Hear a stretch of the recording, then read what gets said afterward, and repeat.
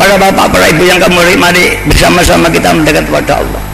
Alhamdulillah, sholat wahidiyata tidak dibaca, mudah menerapkan ini. Di samping itu para hadirin, tidak sedikit pengamal wahidiyah itu dikaruniai ya Allah ketemu Rasulullah Sallallahu Alaihi Wasallam. Dulu sangat jarang sekali, sulit ketemu Rasulullah. Pengamalnya banyak, ya Sayyidi, ya Rasulullah 100 kali. Ru'yan Nabi Sallallahu Alaihi Wasallam. Seperti tadi saya ke Batu Ampar, saya ke Makom Mujadah, pengamal kita ditemui Mbah Abu Samsudin Batu Ampar, diberi petunjuk-petunjuk gitu dan lapor dengan saya. Soal begini di waktu banyak orang yang ketemu Rasul, ketemu orang-orang yang mati banyak, bahkan banyak para makbaroh itu kirim salam pada saya. Sunan Ampel pernah kirim salam dengan saya, Ki Ageng Selo kirim salam dengan saya, banyak. Dia katakan, salamku pada Romo Yai karena aku berusaha tidak jadar. Terima kasih, sampaikan nanti kalau suasana. Saya sering orang umroh dan haji, saat itu salam saya kepada Rasulullah Sallallahu Alaihi Wasallam. Dan banyak yang dijumpai Rasulullah membalas kepada saya salam itu. Wah, mosok kamu semudah itu bisa ketemu Rasulullah? Bukan kita, ini fadlnya Allah. Kalau nggak percaya dicoba saja, bukan kecam mengecam ini.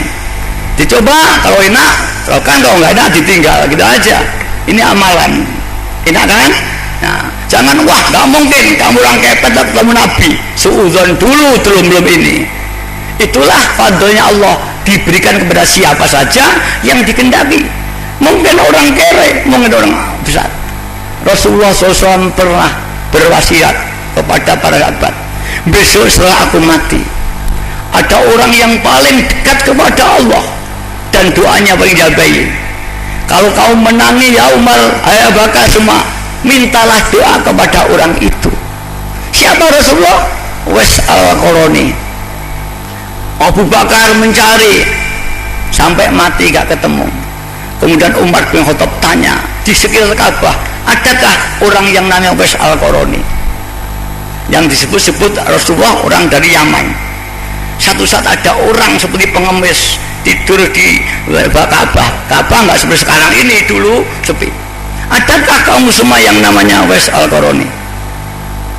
Ada orang jebel tidur dengan jubah yang kasar. Aku Wes al-Qarani. Ada apa? Betul kamu dari Yaman? Betul. Aku diperintah oleh Rasulullah SAW mencari orang yang namanya Wes al-Qarani ketika setelah mati Rasulullah. Beliau mengatakan bahwa orang nama Al-Qarani adalah orang yang pada waktu zaman itu orang dekat kepada Allah, dan jika aku ketemu mintalah doa kepada mereka. Hai Wes al-Qarani, aku bukan karena menganggap kamu orang ampuh, orang ampuh, tapi karena perintah Rasul, doakan aku akan mengampuni. Itulah Allah memberikan hidayah, tidak harus orang kaya, orang miskin, tidak harus ulama besar, siapapun. Pernah terjadi lagi pada Imam Ghazali. Imam Ghazali ulama besar pada waktu itu, karangannya ada 400 ilmu. Kemudian satu saat dia kedatangan tamu-tamu negara, menteri, ketua majelis ulama pusat baru sekarang. Kemudian makmum pada Imam Ghazali.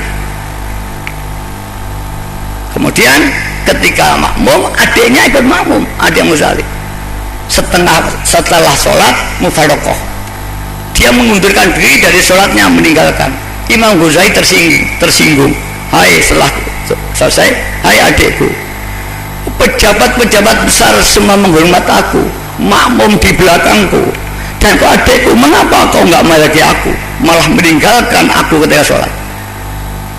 Kata adiknya, aku minta maaf wahai kakakku yang tercinta, engkau orang alim, orang besar, orang dekat dengan raja, aku orang biasa, tapi aku tadi ketika sholat melihat jubahmu ada darah.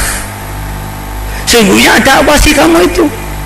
Imam Ghazali tertegun dan menangis.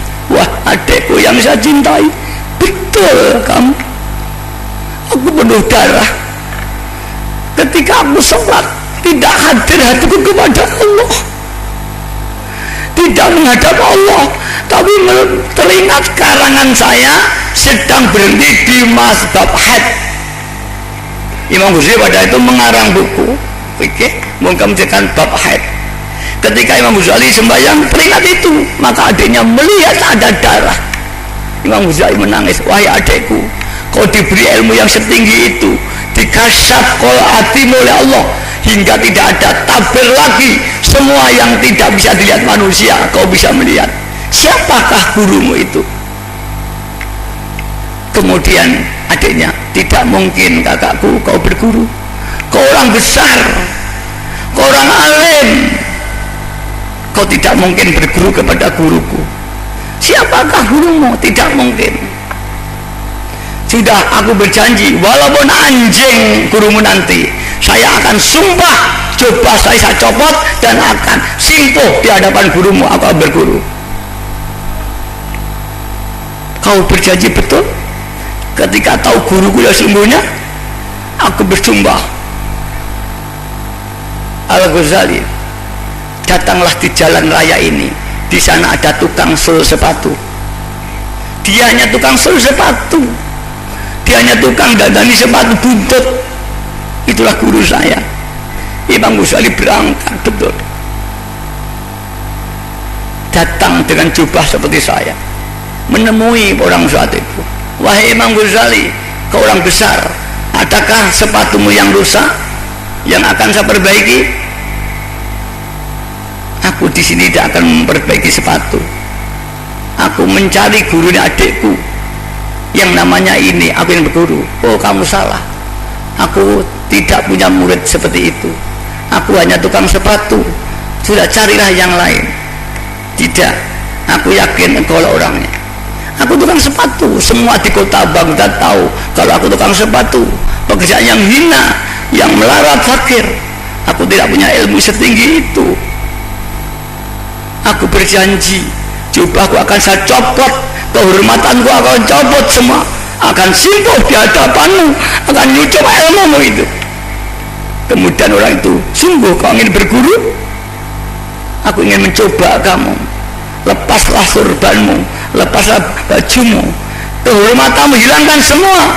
Kamu orang yang alim, kalanganmu 450 kitab, tinggalkanlah telanjang bulat di hadapanku, akan kuterima kau sebagai muridku.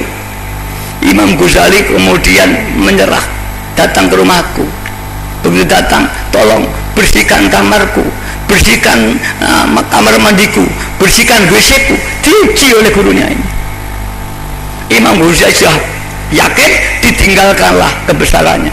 Berguru dia beberapa tahun, kemudian beliau uzlah di Menara Baghdad, dan akhirnya beliau berhasil masyhur seorang Sultanul Aulia pula. Imam Ghazali juga akhirnya masyhur seperti menjadi Sultan Aulia yang punya thariqah Ghazaliyah. Tapi itulah Ghazali ini kurang masyhur. Para bapak yang hormati, Syekh Abdul Qadir Jailani berguru ini harus maca gendem selama 3 bulan di kota Baghdad.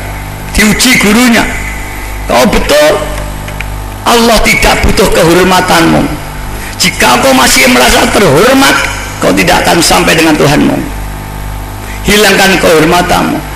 Abdul Qadir keliling penggaya setiap hari, keliling kota seperti orang gila, semua menghina Abdul Qadir Jailani. Sekarang Abdul Qadir orang gila, dihina. Diuji apakah dia masih harga diri seorang ulama besar.